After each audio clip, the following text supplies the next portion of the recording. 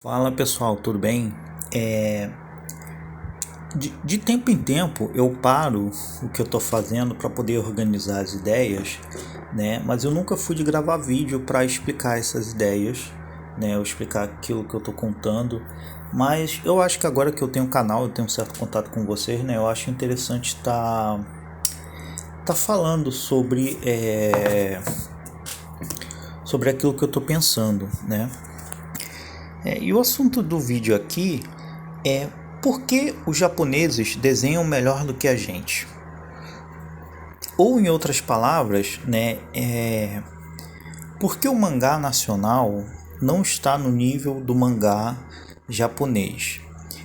Com isso, eu já de antemão eu já peço perdão, né, pelas possíveis interpretações, né, erradas que de repente as pessoas podem ter dessa minha fala, né? Eu sei que existem artistas nacionais que são brilhantíssimos, né? Não apenas na área do mangá, mas também na área dos quadrinhos, né? Tem muito quadrinho independente, muito quadrinho autoral, muito quadrinho que foge um pouco do que estoura, né, para o grande público, que geralmente é aquela coisa meio shonen, meio super-herói. Tem muita gente com trabalho, né, incrível sendo lançado por aí, né? Mas para uma certa turma, ou de repente para o grande público, né, mais especificadamente quando se trata dos mangás nacionais, né, da galera que quer fazer mangá, né, de repente esses mangás eles encontram uma certa dificuldade de encontrar público, muitas vezes também por conta do seu nível técnico, né? Por que eu estou dizendo isso? Porque por que eu estou dizendo isso? Porque o quadrinho, geralmente o quadrinho autoral, o quadrinho independente, alguma coisa, né? Por mais que, claro, existe um nível de técnica ali, de técnica de conhecimento de desenho que o autor precisa ter para conseguir até mesmo estilizar a arte da forma como ele quer fazer ali, mas em geral os mangás eles possuem quase sempre um determinado padrão e um certo nível de exigência, né, técnica, que de repente quadrinhos que são lançados como graphic novel ou de repente ou como volume único, em muitos casos acabam não exigindo de uma maneira tão específica quanto de repente um mangá, né, que é serializado e tal, acaba pedindo, né? Vai ter gente rasgando as cuecas aí porque vai entender, né, mal o que eu tô falando, mas enfim. Vamos lá. O que eu quero dizer é por que dificilmente você encontra, por mais que, né, novamente repetindo, né, eu estou sempre olhando aquilo que está sendo produzido e aquilo que está sendo lançado, né, por autores, né, brasileiros, né, principalmente naqueles que estão fazendo mangá, estão postando suas publicações online, né? Mas assim, porque dificilmente a gente encontra uma obra de um nível técnico próximo a um Dragon Ball ou próximo, sei lá, a um Vinland Saga ou alguma coisa do tipo, né? Em que você tem desenhos ultra bem feitos, com vários detalhes, uma anatomia muito boa, né? Tudo muito bem desenhado e coisas do tipo, né? Por que às vezes a gente tem a sensação de que o mangá brasileiro ele tá bem atrás, né, se comparado com aquilo que os japoneses conseguem fazer? Primeiro de tudo, eu acho que isso tem muito a ver com a cultura de consumo de mangá que já existe no Japão, né? Por que eu digo que tem a ver com essa cultura de consumo de mangá? Porque vamos lá, Imagine dois garotos. Um é o Silva, ou o Joãozinho, e o outro é o Naganahara, né? O Silva, o Joãozinho Silva, ele é brasileiro, né? Ele nasceu no Brasil. Vamos imaginar que de repente numa época antes da internet, né? E o Naganahara, ele nasceu no Japão, também numa época pré-internet, mas sei lá, as coisas andaram mais rápido lá do que aqui, né? Vamos lá. O Naganahara, ele nasce em um país onde trabalhar com quadrinhos e mangás não são nada mais que quadrinhos japoneses, né? Mas vamos lá. Onde trabalhar com quadrinhos, com desenho, é algo que, se der certo, né? Perdão, trabalhar com isso é você conseguir entrar em uma indústria que já existe e já está fortalecida, né? Então, digamos que você aquilo é visto como uma espécie de profissão, ok, como uma carreira, né? Enquanto que aqui no Brasil é sempre visto como algo muito próximo de um sonho, né? Porque é muito mais difícil. Mas vamos lá, esse Naganahara, ele cresce num ambiente onde os mangás são uma verdadeira indústria, né? Então ele vai na banca de jornal ou naquelas, nem sei se existe banca de jornal lá, mas Japão, mas enfim, ele vai, por exemplo, numa bookshop, né? E lá ele tem variados mangás, né? Ele tem acesso a vários autores, né? A vários estilos artísticos diferentes. Ele tem um mundo sem fim de estilos e tipos de mangá que ele possa comprar.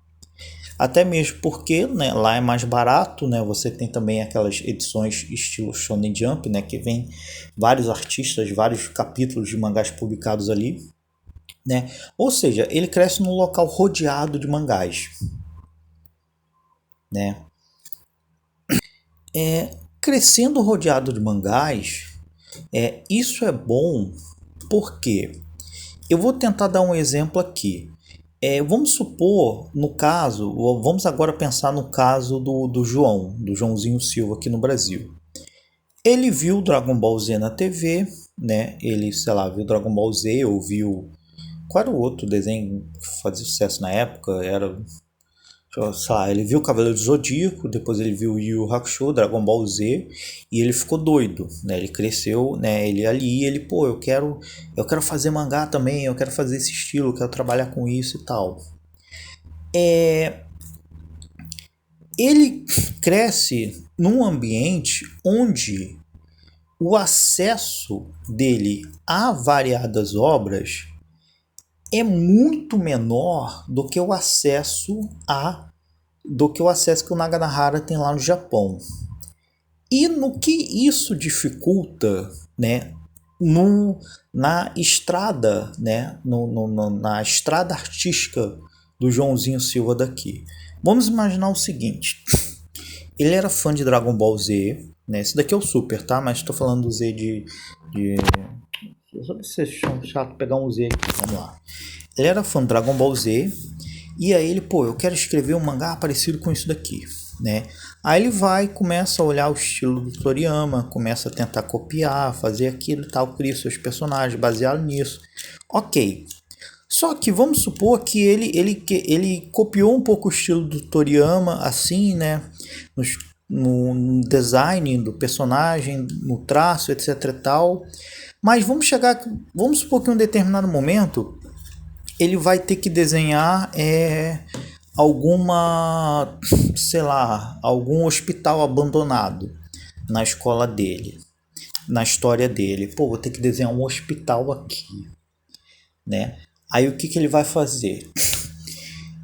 Um hospital abandonado, um tanque de guerra ou alguma coisa. Aí ele vai rodar todo o mangá lá do Toriyama e tal. Porra, eu não tô achando aqui uma cena que se passa de noite em um local abandonado para eu poder usar de referência. Opa, mas eu tenho outro artista aqui e tal que criou histórias de terror e ele usou um local abandonado. Sei lá, tô pegando isso daqui como exemplo. Aí ele vai, Folhei outra revista dele, consegui encontrar. Ele tem a referência, ele tem o material de referência dele ali. Aí, precisa agora de um tanque de guerra. Eu sei que lá que tem os tanques de guerra lá do Red Ribbon, tem os armamentos lá e tal do Red Ribbon. Eu sei que tem, né, os tanques de guerra que vão atacar o Cell lá na saga Cell, né? Tal. Eu nem sei se aparece de perto assim, mas eu não lembro direito. Mas vamos supor que Joãozinho não tem acesso a essas partes específicas, né? Ele não vai ter o desenho, a imagem para ele usar como referência para poder estar desenhando ali na história dele. E isso vai fazer o quê? Vai fazer com que o desenho dele, se ele for desenhar aquele tanque, né, ou aquele hospital de cabeça, não vai ficar tão bom quanto se ele o fizesse usando uma referência. Já o Naganahara lá, pô, quero fazer, sei lá, um ET chifrudo. Aí ele, tem um Freeza. Pô, quero desenhar uma árvore ou um mato, a grama. Ele vai aqui no Vinland Saga, ele olha a grama ali e tal. Pô, quero desenhar, sei lá, uma parada militar. Ele vai no outro mangá que tem, sabe? Essa cultura de ter mangá para todo lado facilita, né, o caminhar do artista, no sentido que ele vai ter tudo quanto é referência possível, e eu não estou falando referência apenas, né, da parte do desenho em si, da imagem do desenho, mas também na questão da narrativa visual, no tipo de arte, né, porque isso daqui é um tipo de narrativa visual, é um tipo de arte final, né, chega aqui, é um outro estilo visual, é um outro estilo de finalização, aqui também, né, repara a diferença do tamanho dos quadros, no close, no rosto dos personagens, no uso da retícula, aqui é assim, aqui no Dragon Ball Z é de outra maneira, aqui no Vinland Saga também, embora o Vinland Saga tenha mais semelhança com isso daqui do que com Dragon Ball Z, né, nessa questão e tal, né, mas o que eu tô querendo dizer é que referência não vai faltar, né, ele vai ter um Yu Yu Hakusho para ele poder utilizar de referência, né. O que eu quero dizer com tudo isso? É que pro Naganahara, que cresceu cercado de mangás, ele vai ter, como é que eu posso dizer, mais do que se alimentar enquanto referência artística, enquanto inspiração, enquanto tudo mais, do que, por exemplo, o Joãozinho Silva. Hoje eu tenho acesso, né, porque eu comprei ao longo da vida, né, a internet hoje facilita, mas hoje eu posso dizer que eu tenho acesso a várias influências. E esse acesso a essas variadas influências, né, facilitou muito o meu trabalho.